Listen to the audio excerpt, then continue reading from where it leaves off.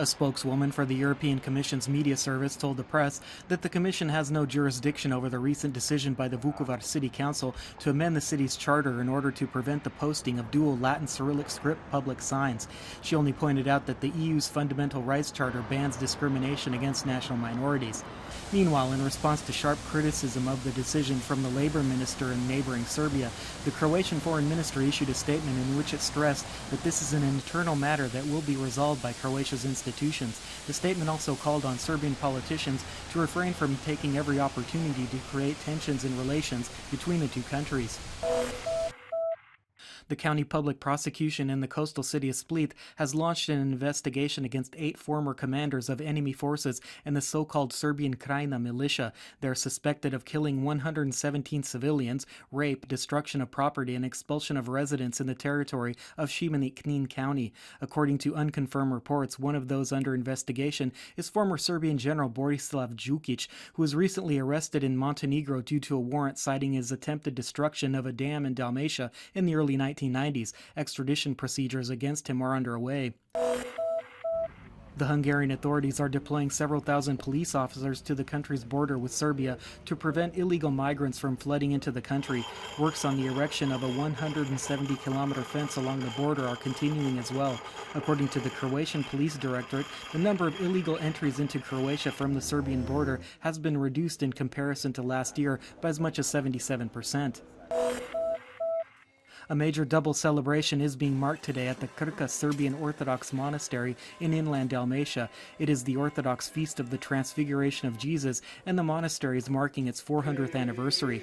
The observances began yesterday when the Serbian Orthodox Patriarch Irine arrived, meeting with the head of the Croatian Catholic Bishops' Conference, Zadar Archbishop Želimir Puljic.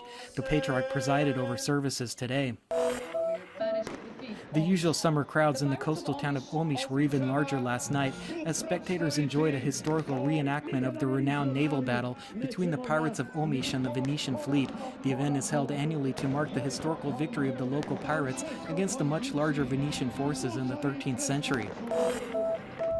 In sports, in men's tennis, at the Western and Southern Open tournament in Cincinnati in the United States, Croatia's Ivo Karlovic defeated Slovakia's Martin Klijan in the second round with a tally of 6-3, 7-6. Marin Cilic also moved on to the third round after taking down Portugal's Joao Sousa 6-4, 6-2.